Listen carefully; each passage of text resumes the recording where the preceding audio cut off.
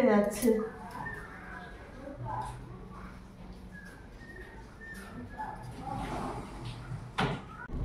এই বাথরুমের দরজা বাইরে থেকে লাগানো ছিটকানি নেই, এর একটা রহস্য আছে। আমার ছেলে তখন ছোট, খুব ছোট, মানে ওই 4 বছর 4.5 বছর হবে। আর আমার দিদির ছেলে তখন মাধ্যমিক দেবে, আমাদের বাড়িতে থেকে পড়াশোনা করছিল। এবার এসে দোতলাতে স্নান করতে এসছে, এবং শীতের সময়টা অঘ্রাণ মাসটা। দেখি আমি তাকে বলছি, কচি তুই স্নান করে তাড়াতাড়ি আসবি, ভাত বাড়তেছি। ভাত বেড়ে বসে আছি, ছেলে আমার যায়নি। হ্যাঁ, কি হলো, প্রায় আধ ঘন্টা হয়ে গেছে বেশি, ছেলে কেন আসেনি।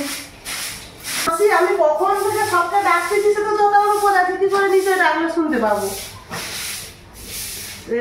আমার ছেলে কি করছে, সে ভিতরে স্নান করছে, সে বাইরে থেকে ছিটকানি লাগিয়ে দিয়ে চলে গেছে জানেন।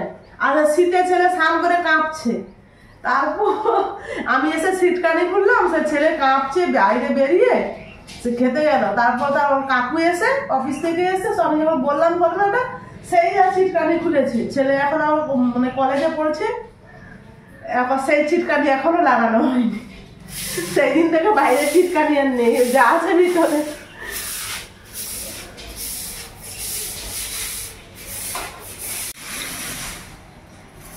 আমার ডাস্ট অ্যালার্জি আছে, আমি সেই জন্যে ঝাঁট ফাঁটগুলো আমাদের দেশি ঝুলঝুল হয়ে গেলে, আমাদের ফুলমণি আছে, সে ফুলমণি এসে মুছে ঝেড়ে দিয়ে যায়। আমি এরকম বৃহস্পতিবার দিনগুলোতে শুধু ঝাঁট দিই, তাও হয়তো হাঁচি বন্ধ হবে না। আগে ছিল না, এখন দেখছি হচ্ছে।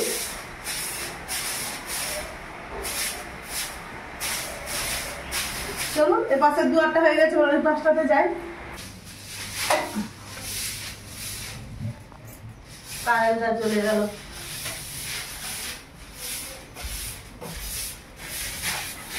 এটা আমাদের দোতলার রুম, থাকা হয় না। আমি তবু এখন ওই দুপুরবেলাটা মাঝে মাঝে আসি, ওই আধ ঘন্টা 1 ঘন্টা একটু বিছানাটাতে গড়াগড়ি করে চলে যায়।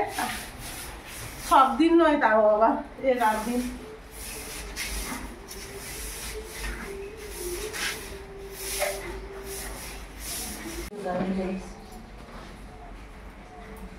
পাপোশ গুলাকে ইঁদুরে পুরো কেটে দিয়েছে, মানুষ উপরে তো থাকে না, তাই ইঁদুর গুলা এসে এত বদমাশি করে, যা পাবে কাটাকুটি করে দিয়ে ছুড়ি।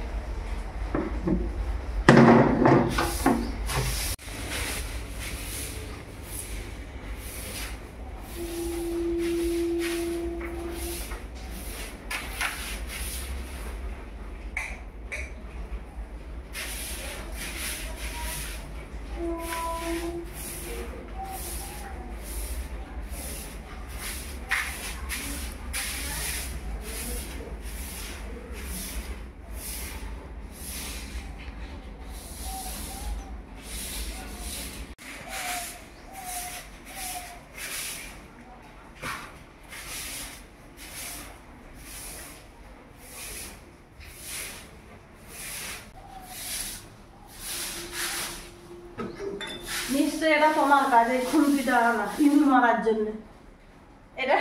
এটা রান্না বান্না হয় না, এমনি ভারী খুন্তি। দোতলায় প্রচুর ইঁদুর আসে, ত্রিপল টিপলটা রাখা আছে তো, ওই উত্তর পাশের দুয়ারটাতে প্রচুর ইঁদুর আছে। একটা বড় ত্রিপল, দামি ত্রিপল কেটে দিয়েছে, বা কুটি কুটি করে দিয়েছে।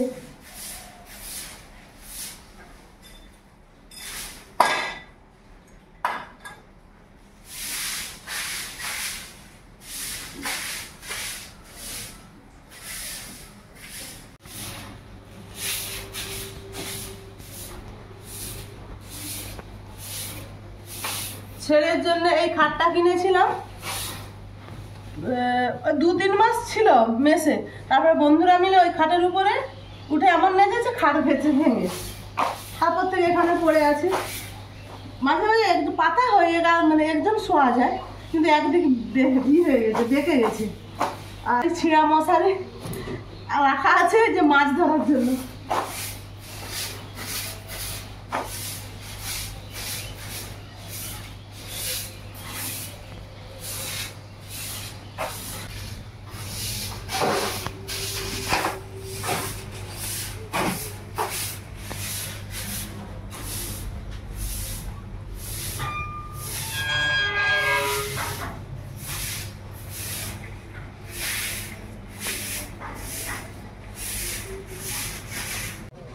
দোতলা ঝাড় দিয়ে একটু দোতলাতে বসে গেলাম, আর বৃষ্টি হচ্ছে, বৃষ্টিতে কোনো থামবার নামই নেই। আর আপনারা ব্লগটির সঙ্গে থাকুন, আশা করি ভালো লাগবে। আমি এখন নিচে যাব, স্নান ছেড়ে ঠাকুর পুজোর জোগাড় করবো, তারপর দেখি কি খাওয়া দাওয়া হয় দুপুরে। ও তো বলছে খিচুড়ি খাবে, বৃষ্টি যেহেতু হচ্ছে, ঠান্ডা ঠান্ডা হয়ে, তার খিচুড়ি খেতে ভালো লাগবে। তারপর দেখা যাক দিদিমণি কি বলে, আর আপনারা সঙ্গে থাকুন, ভালো লাগবে আশা করি। ছুটি হয়ে গেছে, তার মা এসেছিল নিতে, ছাতা নিয়ে যাচ্ছে।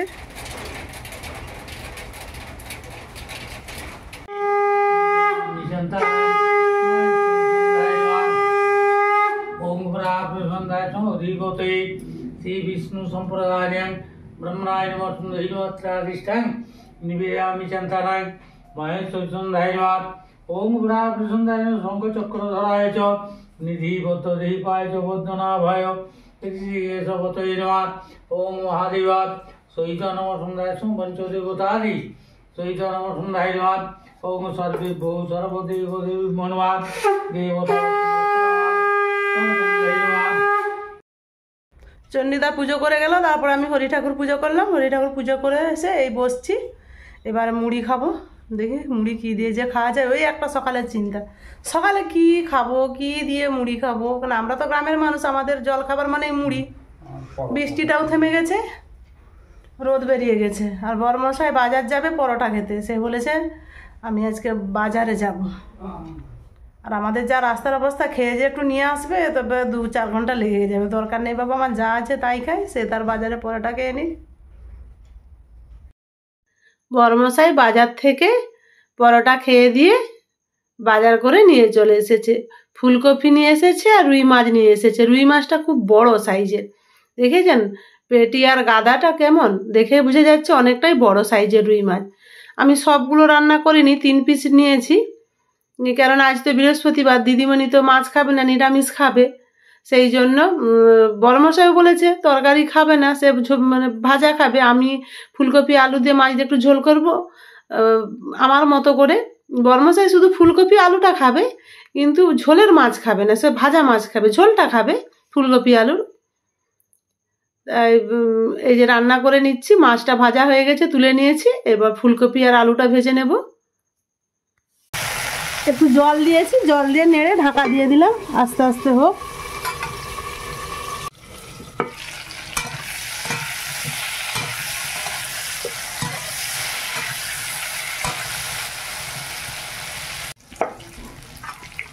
আলুগুলো ভাজা হয়ে গেছে, তুলে নে। ফুলকপিটা আর একটু ভাজবো আমি।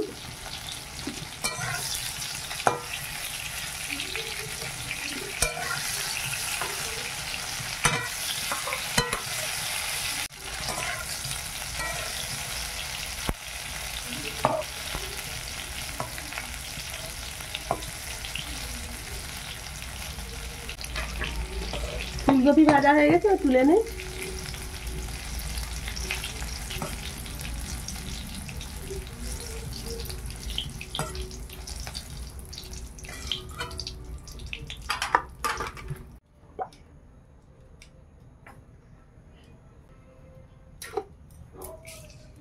চিনি দিলাম,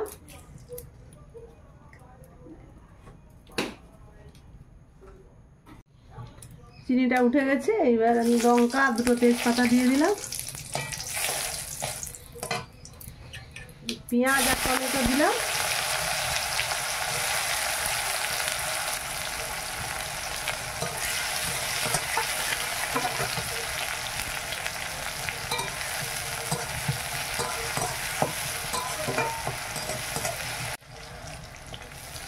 লবণ দিলাম।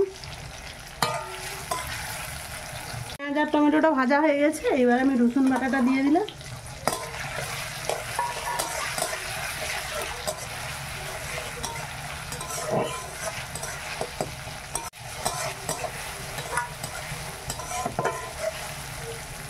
এবার আদা বাটাটা দিলাম।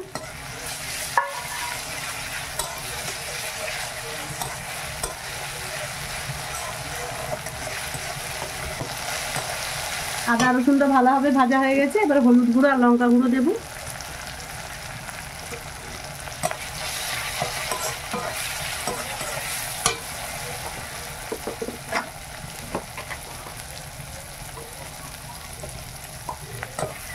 লঙ্কা গুঁড়ো বেশি দেবো না, আমার বরমশাই মোটেও ঝাল খেতে পারে না, তাই কম করে দিলাম।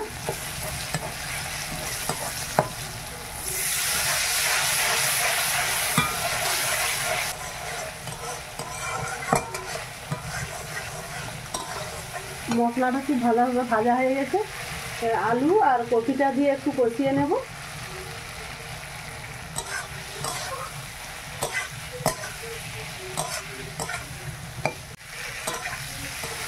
ভালোভাবে কষিয়ে নিয়েছি, এইবার জল দেব।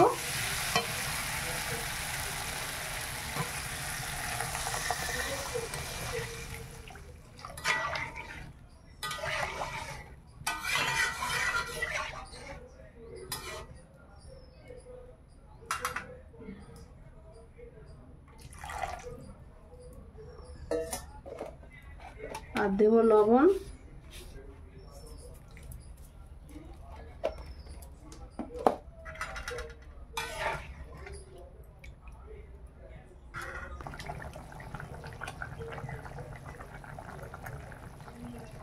একটা মাছই দেবো ঝোলে, আর দুটো পেটি আছে, ওগুলো ভাজা খাবো দুজনে দুটো। আমাদের ঘরে রান্না মানে এরকম সমস্যা। আর রসুন দিলে তো দিদিমণি খাবেই না, তাই আজকে ভাবলাম বৃহস্পতিবার দিদিমণি তো নিরামিষ ছাড়া খাবে না, তাই আজকে একটু রসুন পেঁয়াজ দিয়ে রান্না করলাম। পেঁয়াজটা খায়, রসুনটা খায় না আর কি।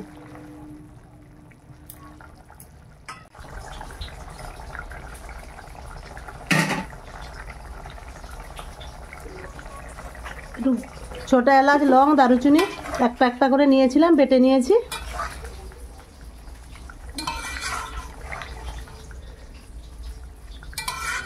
দু মিনিট মতো ফুটে যাক, তারপর নামিয়ে নেব।